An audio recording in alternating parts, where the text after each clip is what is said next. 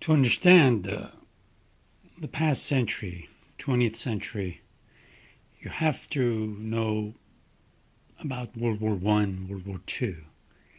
And there are multiple good books leading up to it. One of the ones that I read years ago and I liked was the one by Barbara Tuchman, The Proud Tower. And so take a look at that.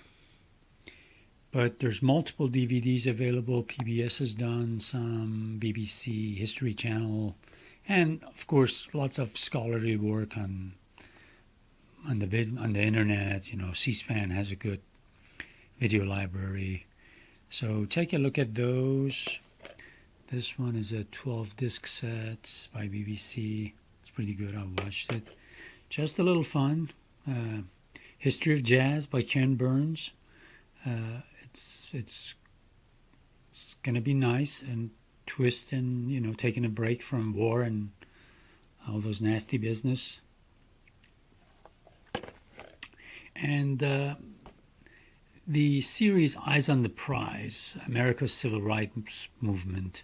I don't think anybody who wants to understand American history and the great change that happened in the United States, especially after the World War II, can do it without knowing the Civil Rights Movement.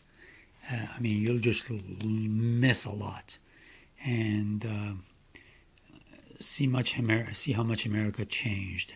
Because prior to that, it was a different world, especially if you were not a white Christian.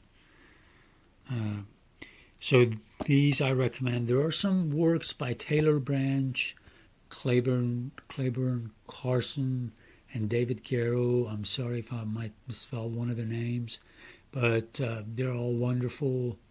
I know Taylor Branch has got quite a bit of talks on C-SPAN.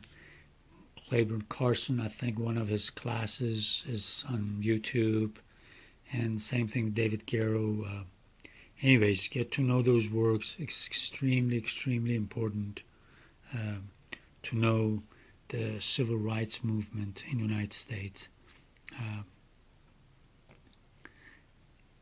I'm drawing a blank. But yeah, I was going to say, actually, going back to World War I and World War II,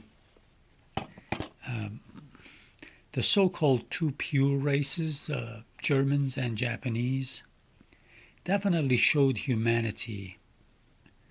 Now, I'm not talking about Germans now and Japanese now, but I'm talking as human beings, how we are capable of atrocities that are just unspeakable. And the so-called pure races, because that's what they went by back then, we the pure races, did some horrible things to the rest of their fellow man.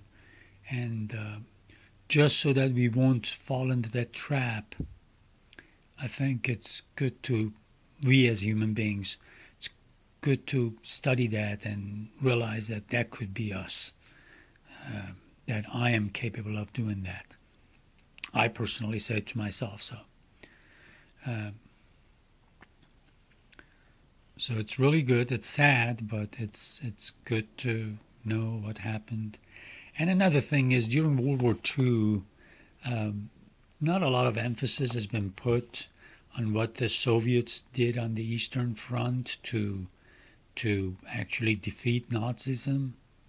Now, I dislike communism more than anything because it just saps the uniqueness of humanity, of human beings. So having said that, as much disgust I have for communism and crazies like Stalin and the rest of the gang, but when it comes to World War II, pay attention to the effort that the people of Soviet Union exerted to defeat Nazism. From the West, you always get the Western